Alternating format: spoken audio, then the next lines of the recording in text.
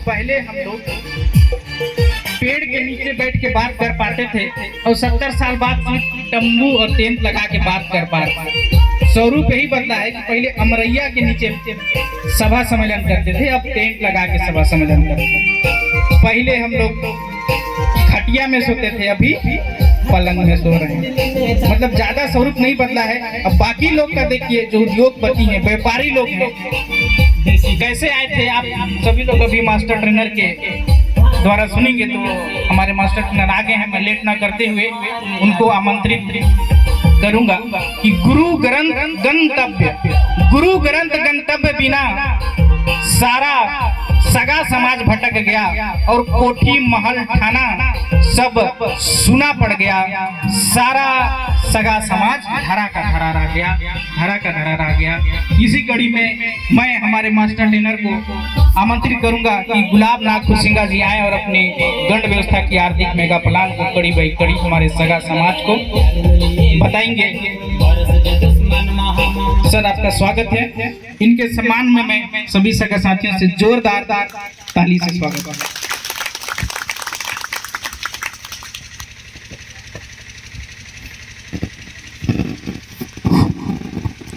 आज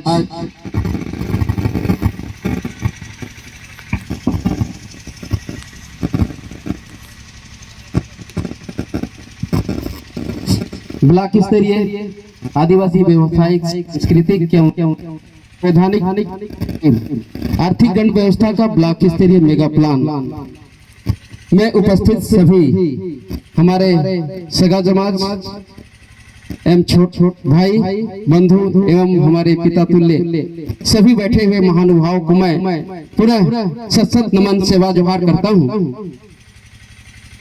साथियों, हम लोग इस देश के राजा और रानियां इस धरती माई में विराजमान हैं, यानी बैठे हुए हैं। इससे पहले मैं हमारा जो सिग्नेचर ताली होता है उससे मैं बजाऊंगा, तो आप लोग मेरे साथ दीजिएगा। तो मैं बोलूंगा सिग्नेचर ताली शुरू कर, तो आप लोग को बजाना है 1 2 3 कर, ठीक ना? तो सिग्नेचर ताली शुरू कर। अच्छा, मेरे को इसको रख के बजा। मेरे साथ ही बजाना है इसे, ठीक ना? इसको रख दिया हूँ। 1 2 3 मेरे साथ बजाइए। 1 2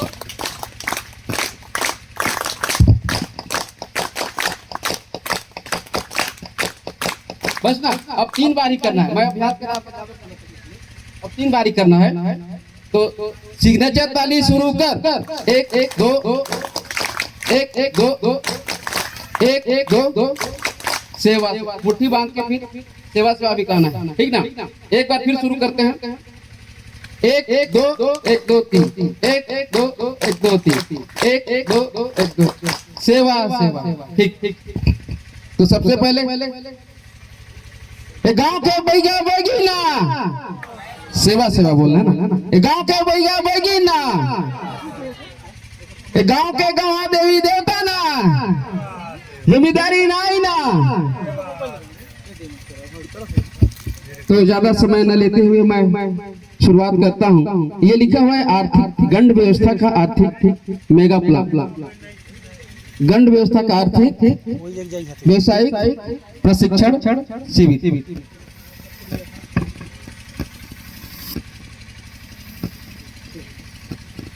ठीक ना? ये गंड व्यवस्था का आर्थिक व्यवसायिक प्रशिक्षण। इससे पहले कि हम लोग जब तहसील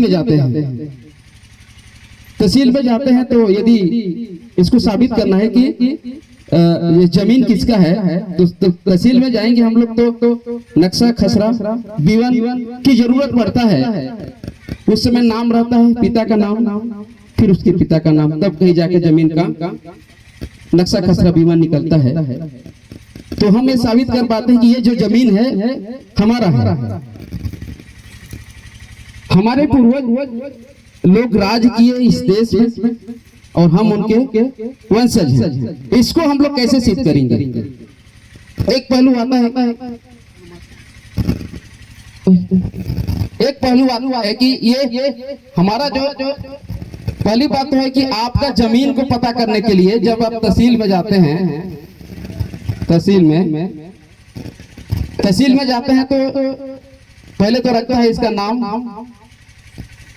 पता लिखेंगे, पता, नाम, पता और पिता का नाम और बाबा का नाम। तब कहीं जाकर के नक्शा खसरा बीमा निकलता है ना? नहीं, मेरे को लग रहा है कि आप लोग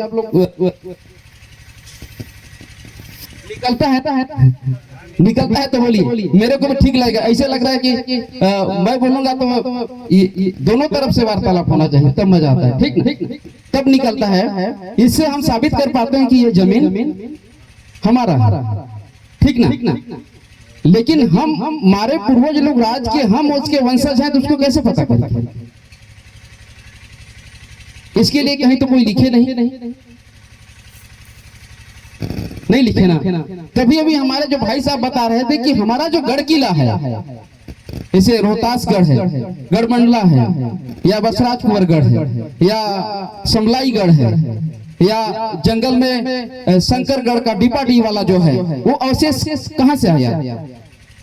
वैसा बूढ़ी माई के बहुत बड़ा मूर्ति है, वो कहाँ से आया? तो जब उसको हम जाते हैं तो गढ़मंडला में जो बना हुआ है महल, उसको देख करके हम पता लगा सकते हैं कि ये हमारे पूर्वज का महल आज भी अवशेष के रूप में, खंडहर के रूप में पड़ा हुआ है। लेकिन हम लोग को पता नहीं कि हमारे पूर्वज लोग मालिक थे ना वो लोग, और मालिक के पुत्र लोग की स्थिति ऐसा होगा।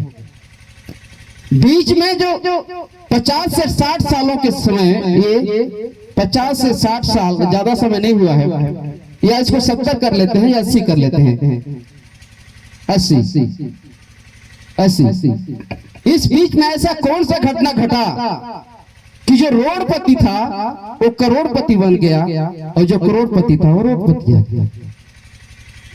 अच्छा, मैं हिंदी तो नहीं बोल रहा, और बातें समझ में आते ना। वो हम लोग उधर के है ना, क्या बोलते हैं, बिहार और उत्तर प्रदेश के बीच वाला, तो मेरे को लगता है कुछ भाषा में डिफरेंस होता होगा। इधर थोड़ा सरगुजा एकदम प्योर छत्तीसगढ़ी बोलते होंगे, इसका आवत है ना समझ में। तो ये जो बीच 50 से 60 सालों के बीच में ऐसा कौन सा घटना घटा कि जो आपके गांव में ही दिखेगा? कोई पहले आया होगा, घूमते फिर थोड़ा सा घर मांगा होगा, फिर माखूर चूना बेचते आज उसका बहुत बड़ा बिल्डिंग बन गया होगा आपके गांव की स्थिति। लेकिन हमारा सेटलमेंट में जमीन हमारे पूर्वज के ही थे, हम वहीं के वहीं। लेकिन वो ऐसा कौन सा काम करता है कि वो रातों रात तरक्की कर लिया, और हम लोग ऐसा कौन सा काम किए जो धीरे धीरे और घटते जा रहे? इस बीच की बीमारी है जो 50 से 60 सालों की, उस बीमारी को पता लगाना पड़ेगा कि वो क्या करता है, हम लोग क्या करते हैं। और इसी स्थिति को देख करके हमारे जो डॉक्टर के काम हैं, उन्होंने सोचा कि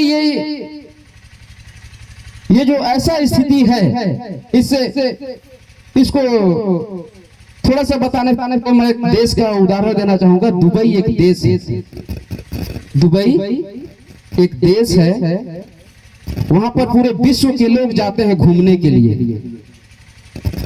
और आज से 30 या 40 साल में वहां सिर्फ रेत ही रेत था, पूरा बालू रेत।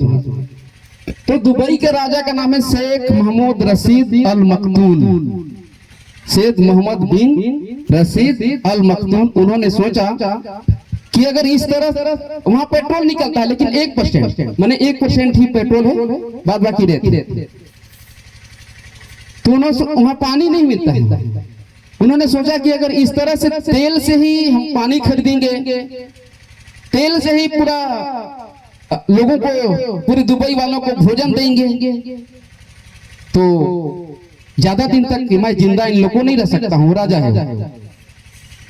तो एक बार वो क्या किया, बिस्तर में सोए सोए सोच रहा था कि ये जो पहाड़ का जो घाटी बनता है ना, ये घाटी थोड़ा घाटी बनाएंगे,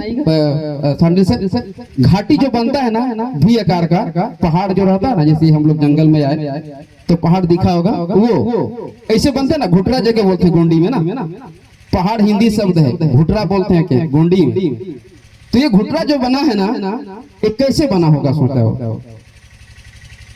अच्छा, यहाँ का घुटरा बना होगा, कैसे बना होगा? अचानक यहाँ पर कोई भूकंप आ जाए या बारिश, तब तो बना होगा। तो सोच रहा था कि कैसे ये कैसे बना हुआ। तो पूरे विश्व के वैज्ञानिक मन के सब ला बुलाई और कहीं इसको पता लगाओ तो ये कैसे बना। तो ये सोचा वो लोग कि हो सकता है सर ये बहुत साल पहले या लाखों साल पहले इसमें बारिश हुआ होगा, खूब बारिश हुआ होगा, और उसके होने से ये घाटी बना होगा। तो वो क्या सोचता है कि इसको आप लोग क्या करो, खोदना शुरू कर दो, पता लगाओ कि वास्तव में पानी है कि नहीं। तो खोदते खोदते 2 लाख फीट ने जब नीचे गया तो वहां पानी मिला, और एक ही जगह से पूरे दुबई में पानी जाता है, दुबई में। और वो रेत में फूलों का बगीचा बना दिया, miracle garden, Dubai miracle garden बनाए हो। वहां विश्व के लोग मिरेकल गार्डन लिखे थे, miracle garden, Dubai miracle garden बनाया। वहां फूलों का रेत था, उसमें फूलों का बगीचा बना दिया। और पूरे भारत ही नहीं, पूरे विश्व के लोग यहाँ देखने के लिए जाते हैं और हर बगीचा में घुसते हैं, वहां टैक्स देते हैं, वहां टैक्स देते हैं और वहां घुसते हैं। और इतना ही नहीं, मिरेकल गार्डन बनाया, इसके बाद पाम जुमेरा होटल बनाया। पाम जुमेरा होटल है, होटल में कोई वहां आम आदमी नहीं घुस सकता है, उस होटल में फाइन लगाता है, फिर वो घुसते हैं।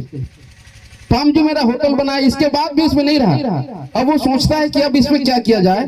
तो अमेरिका है सबसे बड़ा, तो अमेरिका के पास गया कि मैं दुनिया का सबसे बड़ा टावर लगाऊंगा। अभी दुनिया का सबसे बड़ा टावर किसके पास था? अमेरिका के पास। तो मैंने वो लगाते हैं ना टावर वाला, दुनिया का सबसे बड़ा। तो अमेरिका के पास गया तो अमेरिका का बोला कि मेरे को आप मदद कीजिए, मैं आपसे भी बड़ा टावर लगाना चाहता हूँ। तो कोई थोड़ी ना बोलेगा कि मेरे से आप बड़ा टावर लगा, हो सकता है ऐसा? कोई ये बोलेगा कि ऐसा करो भाई, मेरे को आप उदाहरण मान लीजिए, आपके गांव में अच्छा कोई किसी का पक्का का घर होगा, मैं बोलूंगा भाई आप मेरे को पैसा दे दो, लेकिन मेरा घर जो बनेगा ना आपसे भी और बड़ा रहेगा, 3 मंजिल लगा। तो सोचेगा क्या मेरा ही पैसा से और मेरा घर से ऊंचा बनाना चाहता है, मैं आपको मदद नहीं कर सकता। तो वो बोलता है कि आप चिंता मत करो, मैं आपसे भी बड़ा टावर बनाऊंगा। उसका नाम दिया बुर्ज खलीफा, दुनिया का सबसे बड़ा टावर बनाया। और यहीं तक नहीं रुका हो, और पूरे वहां दुबई उसके पास जनसंख्या नहीं है। यहाँ भारत के लोग, पाकिस्तान के लोग, श्रीलंका के लोग, विश्व भर के उसके पास काम करने जाते हैं। एक हमारे जो अभी ऑस्ट्रेलिया कंपनी में जो काम करते हैं, उनका नाम है मंडावी सर है, वो मध्य प्रदेश से हैं। वो कंपनी को समझने के लिए आए थे, ऑस्ट्रेलिया से प्रतापपुर में आए देखने के लिए, समझने के लिए। वो क्या बनाया बता रहा था, ये बुर्ज खलीफा। इसके बाद उसने रुका नहीं। यदि कोई बैंक में गड़बड़ी करता है, मान लीजिए आपका दाऊ कर चेक मैं काट दिया 5000 का, ठीक ना, मैं काट के दे दिया कि ले जो आप चेक को भंजा लो। यदि गलती से मेरे बाउंस चेक हो गया ना तो मेरे को जेल हो जाएगा, वहां पर वैसे जेल हो जाता है। और वो टैक्स नहीं लेता है। हमारे यहाँ तो भारत में बहुत टैक्स लगाते हैं, जीएसटी टैक्स, इनकम टैक्स, फलाना ठिकाना बहुत टैक्स लगे। दुबई में कोई टैक्स नहीं, दुबई में रोड का कोई नियम नहीं है। लेकिन जैसे ही आप नियम तोड़ेंगे ना, आपके खाते से 500 रुपए कट जाता है। जैसे पुलिस वहां ना, पुलिस आराम से बैठे रहता है, कुछ नहीं करता है। जैसे अभी शहर में जाएंगे ना तो हम लोग भी रुक जाते हैं, रुकते हैं ना, तो कोई पार कर देता है, तो वो वहां का नियम जिसे तोड़े उसके खाते से ऑटोमेटिक कट जाता है, पूरा ऑनलाइन सिस्टम। आज दुबई दुनिया का सबसे बड़ा अमीर आदमी बन गया। तो हमारे ये आर्थिक व्यवस्था के जनक जो टेकाम से ने बताया कि अगर इस तरह से हम लोग आदिवासियों का स्थिति धीरे धीरे घटता गया तो आने वाले समय में हम लोग जितना भी जमीन है ये भी खत्म हो जाए और हम लोग मरने की कगार की स्थिति में आ जाएंगे। आज हमारे लिए बहुत सारे कानून है ना, 5वीं अनुसूची अभी पेशा वाला आ गया। हमारे गांव में हमारे अनुमति के बिना कोई नहीं प्रवेश कर सकता है ना सर, कोई प्रवेश कर सकता है? ग्राम सभा की अनुमति के बिना कोई काम होता ही नहीं है। ग्राम सभा की अनुमति के बिना कोई काम नहीं होता है, लेकिन ग्राम सभा के सहमति के बिना सब काम हो जाता है। एक आप लोग ग्राम सभा में एक आप लोग गए होंगे तो एक बंदा रहता है, उसमें एक एजेंडा लास्ट में लिखा रहता है कि ग्राम सभा के अध्यक्ष के सहमति से आप इसमें और एजेंडा जोड़ा जा सकता है। इसका मतलब यह है जो अधिकारी कलेक्टर साइन मार के दिया है ना, उसका साइन का इस्तेमाल करने के लिए जो अध्यक्ष रहता है उसको पावर देता है कि मेरा साइन का इस्तेमाल कीजिए आप और इसमें और एजेंडा जोड़िए। वो कब तक? जब तक आपका समिति का सदन चलता है तब तक के लिए, राइट? सही है सर, जब उस तक के लिए जाता है। इसके बाद जैसे ही सभा खत्म हुआ उसका पावर खत्म हो जाता है। ये मैं कब इसको पता चला कि जब मेरे को भी एक बार ग्राम सभा का अध्यक्ष बना गया तो लास्ट पॉइंट को मैं पढ़ा तब मेरे को समझ में आया कि उतना पावर मिलता है। लेकिन मेरे गांव में ही, मेरे गांव की उदाहरण बताऊं, मेरे गांव की हमारे जो गोड़ लोग है ना, मैं भी गोड़ हूँ, खुशेगा हूँ, तो वो भाई मन खुद नहीं जाते हैं ग्राम सभा में। आपके यहाँ के जाते होंगे, लेकिन हरिजन जो लोग रहते हैं ना वो लोग पूरा पहुंच जाते हैं। वो अभी शादी होने वाला है तो पहले से पता नहीं उसके कार्ड बन के तैयार हो जाता है। ये स्थिति। तो आप लोग भी ग्राम सभा में जाइए और अपने अधिकार को जानिए, ये जाना जरूरी है, ठीक ना? हम लोग, मैं बात कर रहा था ये दुबई, तो इसलिए ऐसा हमारा आर्थिक गण व्यवस्था का प्लान बना रहा है, जिसके ऊपर मैं भी चर्चा करूंगा, ठीक ना? तो गण व्यवस्था का आर्थिक थोड़ा आर्थिक मेगा प्लान लिखिएगा। गण व्यवस्था का आर्थिक मेगा प्लान। गण हम लोग जब बहुत पहले जब हम लोग के पास घर ही नहीं था तब हम लोग कैसे रहते थे? एक समूह में रहते थे, एक समूह बना करके, एक समूह, उसको क्या बोलते थे? कबीला।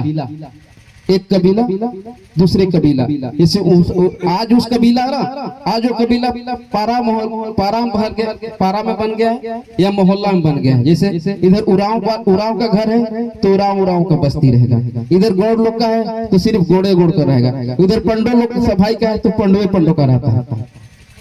वो पहले जो कबीला था वो कबीला का दूसरा रूप आजकल क्या हो गया है? पारा बन गया है या मोहल्ला बन गया है, ठीक ना? किसमें जोड़ना? ये गण का मतलब होता है समूह। इसको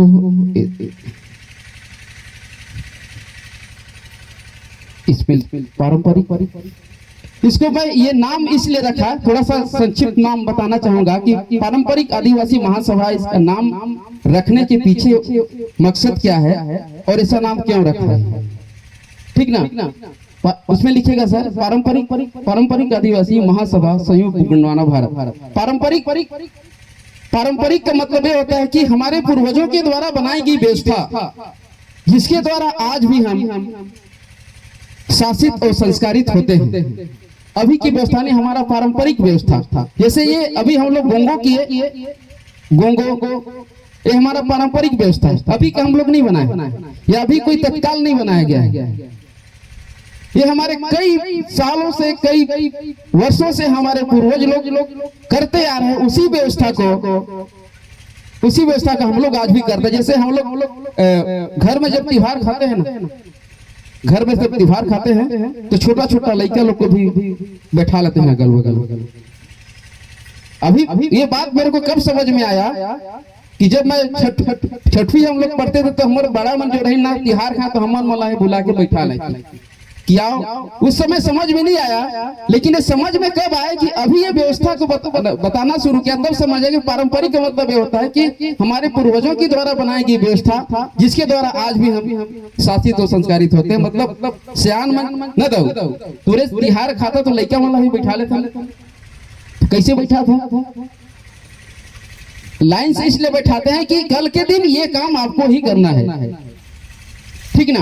ये पारंपरिक का मतलब होता है कि हमारे पूर्वजों के द्वारा बनाई गई व्यवस्था के द्वारा आज भी हम शासित और संचालित होते हैं। उसी को भारतीय संविधान के 13(3) में उसी को बोला है कि रूढ़ी प्रथा और विधि का बल प्राप्त है। इसको मतलब कानून प्राप्त है इस व्यवस्था को, ठीक ना। ये पारंपरिक व्यवस्था। आदिवासी, इसका मतलब होता है कि आदिकाल से निवास करने वाले जो टोटम चिन्ह पर आधारित, टोटम चिन्ह होता है, जानते हैं? टोटम चिन्ह पर आधारित टोटम चिन्ह पर आधारित गोंदवाला व्यवस्था के तहत जीवन यापन करते हैं। जैसे कैसे बताओ? टोटम चिन्ह, जैसे मैं अपना गुलाब नाग खुरसेंगा लिखता हूँ ना, नाग मेरा क्या है? टोटम चिन्ह है। आपका नाम क्या है? आयम। आयम जी का टोटम चिन्ह क्या है? कछुआ। ये आपका टोटम चिन्ह है, ठीक ना। आपका सर सांडिल, इनका बाघ टोटम चिन्ह है, ठीक ना। तो हम अपने टोटम चिन्ह पर आधारित जीवन यापन करते हैं। उसी को भारतीय संविधान के रूप में अनुसूचित जनजाति के रूप में सूचीबद्ध किया गया है, टोटम चिन्ह के, ठीक ना। ये आदिवासी महासभा का मतलब ये होता है कि इसमें छोटे छोटे संगठन, पूरे भारत भर के छोटे छोटे संगठन मिल करके इसमें काम कर रहे हैं। संयुक्त, इसको दीजिए, संयुक्त, इसको नीचे। संयुक्त का मतलब होता है 5, एक गोंडी शब्द है। संयुक्त का मतलब होता है 5। और बू होगा सर, संयुक्त बू गणवाना, हाँ उसी बू का मतलब होता है भूमि, भूखंड या भूभाग। गंडवाना का मतलब होता है गंड या ये बू का नाम इसलिए रखा गया है, ये बू को मैं थोड़ा सा, एक तो 5 होता है, ये 5 संयुक्त 5 इसलिए रखा गया है कि ये ना, इसको थोड़ा सा बताना इसलिए जरूरी है। नाम ये है, ये विश्व में 7 महाद्वीप आते हैं। विश्व में कितने महाद्वीप? 7 ना, 7 महाद्वीप आते हैं। इसमें 2 है, ये पहला है उत्तरी अमेरिका और यूरोप महाद्वीप।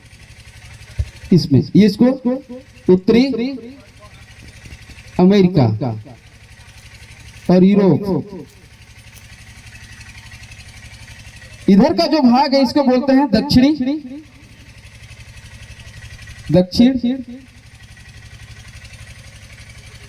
अमेरिका, और इसको बोलते हैं दक्षिण एशिया, इसको बोलते हैं अफ्रीका, और इसको बोलते हैं ऑस्ट्रेलिया, और इसको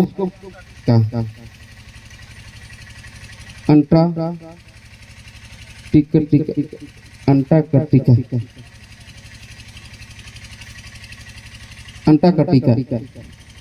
ये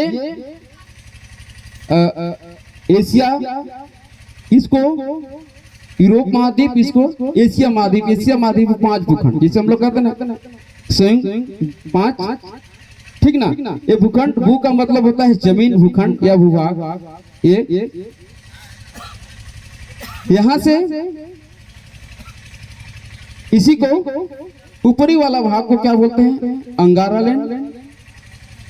लैंड, और नीचे वाला भाग को गंडवाना लैंड बोलते हैं। हम लोग इतिहास में पढ़े होंगे, आप लोग नहीं, हम लोग ये जो युवा लोग हैं लोग पढ़े होंगे, ठीक ना। ये गंडवाना का मतलब होता है, गंड मतलब होता है समूह, एक साथ रहने वाले समूह यह समुदाय भारत जिसमें हम लोग रहते हैं, इसलिए इसका नाम रखा गया है पारंपरिक आदिवासी महासभा संयुक्त गंडवाना भारत। ठीक ना। अब आगे अब आता है गंड व्यवस्था का आर्थिक मेगा प्लान। अब आता है, इसलिए गंड व्यवस्था का आर्थिक मेगा प्लान यहाँ से आता है। तो आप लोग कोई भी परेशानी, किसी प्रकार की दिक्कत हो रही है? दिक्कत नहीं हो रहा है? मोर बात है समझ में आते कि नहीं आते? नहीं आते तो पैटर्न ला चेंज करूँ। आवत है ना?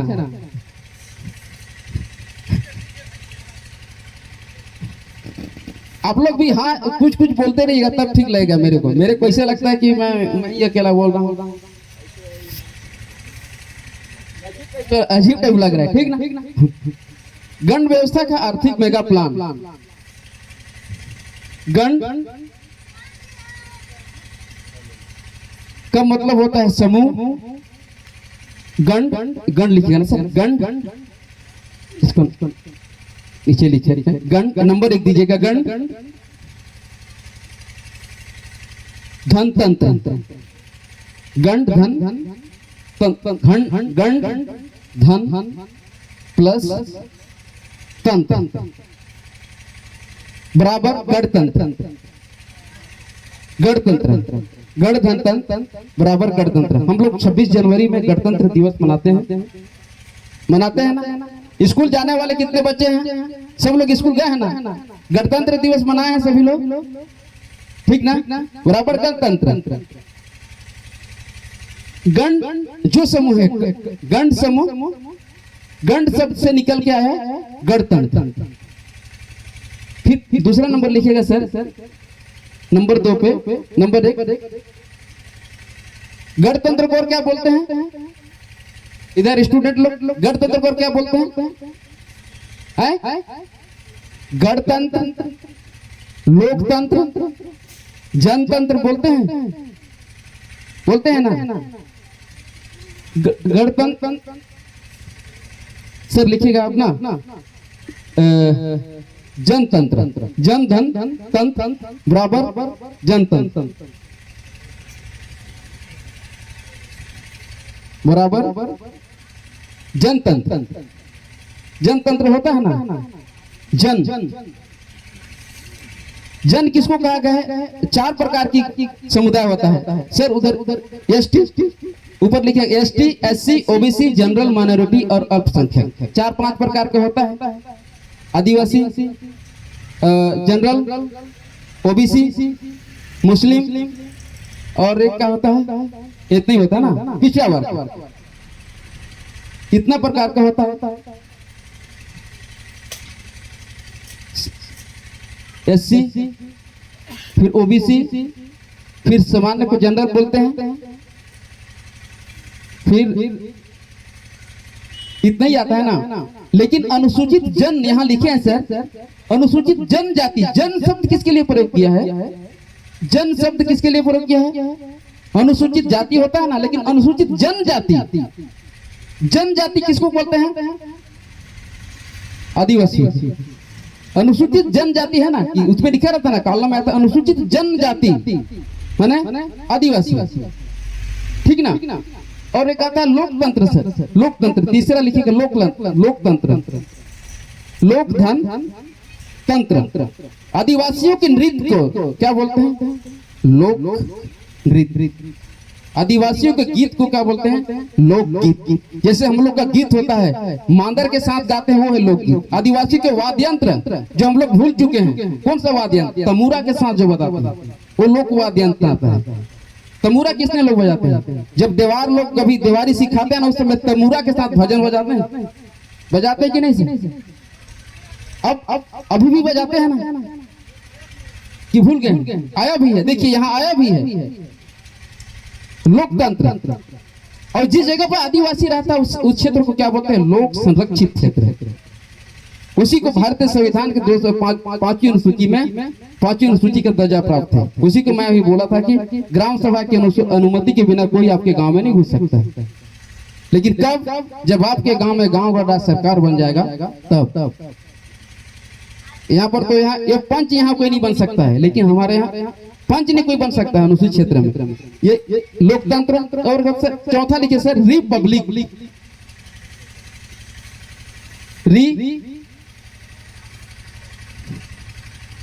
पब्लिक। री का मतलब होता है पूर्व या आदि। जैसे हम लोग केसट लगाते हैं ना, केसट, तो केसट लगता है तो उसको क्या बोलते हैं, रिवर्स करो, मतलब शुरू से लगाओ। रिवर्स करो मतलब शुरू से फिर उसको चालू करो। रिपब्लिक इसका मतलब होता है इसका ही गणतंत्र ही होता है, पूर्व या आदि। पूर्व या आदि मतलब किसको कहा है कि पूर्व या आदि माने आदि काल से निवास करने वाले सभी। हमारा जो गणतंत्र है किसको चलता है, आदिवासी। माने भारत का गणतंत्र जो है ना, दिवस मनाते हुए किसके हैं, आदिवासी। आदिवासी तंत्र है, लेकिन हम लोगों को पता नहीं है। ठीक ना। अब इसको बिता दे सर, इसको। और क्या लिखे थे, गण, यहाँ पर बिता दिया ना, गण वाना था ना, गण क्या लिखे सर यहाँ पर आगे, आर्थिक गण व्यवस्था का। अच्छा दीजिए, डिस्टर्ब हो जा रहा है।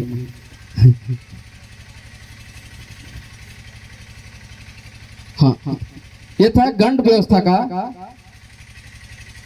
गण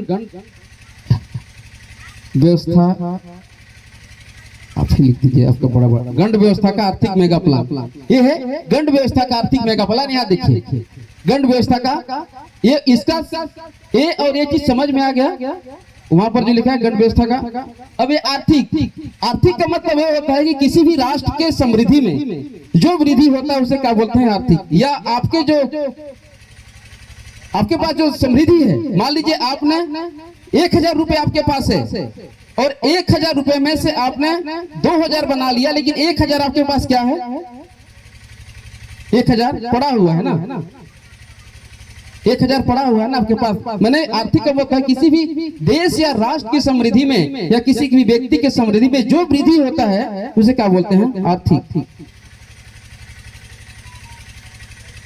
आई समझ में नहीं, फिर से बस नहीं है ना। आपके पास 5 रुपया है, 5 रुपया से आप 1 किलो खरीदा, क्या खरीदे, खीरा खरीदे, मिल जाता है ना। और 5 रुपए से 1 किलो खरीदा खीरा खरीद के आपने 7 रुपए में बेच दिया, तो आपका फायदा कितना हुआ, 5 रुपया आपका क्या है, बचा हुआ ना, वो आपका क्या हुआ, उसका वृद्धि हुआ। किसी भी देश की या राष्ट्र की समृद्धि में जो वृद्धि होता है उसे क्या बोलते हैं, आर्थिक। मान लीजिए आप लोग क्या किए, अभी आप मान लीजिए 5 केजी मटर 5 एकड़ में बो देते हैं, ठीक ना, 5 एकड़ में बो देते हैं, लेकिन वो 5 केजी से आपका कितना हो जाता है, 5 क्विंटल। 5 क्विंटल में 5 किलो माइनस कर दीजिए, और जितना आपका फायदा हुआ वो उस अनाज का वृद्धि हुआ, ठीक ना, समझ में आई। अब क्या है, गण व्यवस्था का आर्थिक। मेगा प्लान का मतलब होता है योजना या नियम बना के काम करना, उसी का नियम है ये पारंपरिक, ऊपर में लिखा पारंपरिक आदिवासी स्थापना नीति 2020। ये नियम बना हुआ है और इसको पूरा सरगुजा संभाग वाले मिल करके इसको पारित किए हैं। और पारित करने के बाद रायपुर में जो 13 स्टेट के लोग आए थे, राज्य के ओमन मिल के पारित किए हैं, तब इस पे काम करना शुरू हुआ है। अब इसमें हम अब चर्चा कर, अब आता है हमारा आर्थिक मेगा प्लान।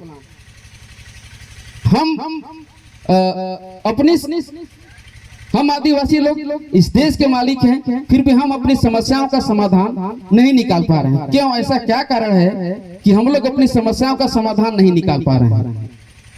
तो एक पंच लिखिएगा, सांडी सर, पंच सरपंच लिखिएगा, पंच पहले लिखिए, पंच सरपंच बीडीसी डीडीसी और जिला पंचायत सदस्य जितने भी आते हैं ना, वहाँ सब कौन लोग बनते हैं, हमारे लोग। कोई आदिवासी ना बनता है, नीचे से पद से लेकर के राष्ट्रपति तक सब आदिवासी। फिर भी हम अपनी समस्याओं का समाधान नहीं निकाल पा रहे हैं। तो ऐसा क्या कारण है कि जो आज भी हम अपने समस्याओं से पीड़ित हैं, मतलब लाचार हैं, हम बेबस हैं, दूसरे के पास याचक बने रहते हैं, ऐसा अब हमें क्या करना पड़ेगा? क्या करना पड़ेगा हम लोग को बताइए, आप ही लोग बताइए। फिर ऐसा कुछ करना पड़ेगा ना, तो हमें भी अब क्या करना पड़ेगा? क्या करना पड़ेगा? मैं पहले बताया था ये जो बेचते बेचते आया वो क्या बन गया? हमें भी अब अमीर बनना पड़ेगा। जो पहले मैं बताया कि उसको देख करके बनाए तो वो अमीर कैसे बनेंगे हम लोग? उसका कहीं पढ़ाई होता है कि अमीर कैसे बना जाता है? स्कूल में तो हम लोगों को कभी नहीं बनाया। स्कूल में बताया कि पढ़ो, इसको याद करो और पास हो जाओ। हम लोग के दाई दाऊ लगे करते कि बेटा कैसे हो पढ़ो, चपरासी भी बन जाओ तो बहुत है। सिर्फ स्कूल में क्या मिलता है ज्ञान? गुरुजी को उतना ही पढ़ाया जाता, बोला जाता है कि लड़का लोग को पढ़ाओ और नौकरी सिखाओ, माने नौकर बनने के लिए सिखाओ। नौकरी करना बुरी नहीं है, करना चाहिए, लेकिन जो गुरुजी मान लीजिए स्कूल में पढ़ाता है, अपने बच्चे को हमारे लोग स्कूल में पढ़ाते हैं, लेकिन वो गुरुजी खुद अपने बच्चे को उस स्कूल में नहीं पढ़ाता है। पढ़ाता है क्या? यदि शिक्षा में उनको इतना अच्छा ज्ञान है टीचर को, लेकिन अपने बच्चे को स्कूल में क्यों नहीं पढ़ाना चाहता? इसका मतलब ये है कि वो गुरुजी भी सही नहीं पढ़ाता है, लड़का लोग को गलत सलत पढ़ाता होगा, इसीलिए अपने बच्चे को स्कूल में नहीं ले जाता है। कोई यहाँ पर गुरुजी होंगे तो उससे मैं क्षमा चाहता हूँ, लेकिन सच्चाई ये है कि जो टीचर स्कूल में पढ़ाता है अपने स्कूल बच्चे को प्राइवेट स्कूल में भेजता है, इसका मतलब उसको भी अपने शिक्षा विश्वास नहीं है। और वहां पर कौन पढ़ाता है मालूम? वहां पर बिना बीएड डीएड करने वाले पढ़ाते हैं। तो ये मैं बता रहा था कि क्या ये जो बता रहा हूं, ये अमीर हम लोग कैसे बनेंगे? इसका कोई रास्ता है? अमीर बनते कैसे हैं लोग? रुपया लिखिए अफसर, ये हाँ लिखिए, हम अपनी समस्याओं का नंबर 1 पे लिखिएगा कि हम अपने, इसको लिखिएगा कि हम अपनी समस्याओं का समाधान क्यों नहीं निकाल पा रहे हैं। लिखिए सर, अच्छा दीजिए, मैं लिखिए, हम अपनी समस्याओं का, आप लोग भी लिखिएगा कि हम अपनी समस्याओं का समाधान क्यों नहीं निकाल पा रहे हैं। नंबर 1, यहाँ सब हमारे जो प्यारे प्यारे बच्चे लोग आए, सब लोग लिखेंगे कि हम अपने समस्याओं का समाधान क्यों नहीं निकाल पा रहे हैं। लिखिए सर, हम अपनी समस्याओं का हाँ समस्याओं का समाधान क्यों नहीं निकाल पा रहे हैं।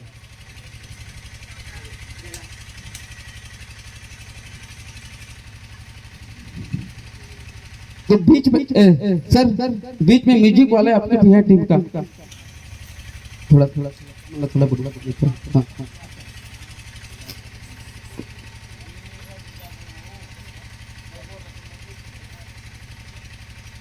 तो बीच में थोड़ा सा रिकॉर्डिंग का थोड़ा होगा बच्चे लोग के द्वारा, ताकि उनको भी, मेरे कई बार बच्चे लोग इधर देख रहे हैं तो मैं समझ गया उनके मनोभाव को। चला तो अब नींद लागत तनिक नहीं है कि नहीं? तो तरो ताजा करे पर हमार छोटे छोटे छवा मन आई हैं, तो भाई ओमन का तो गीत संगीत देखी तभी हमार जो मन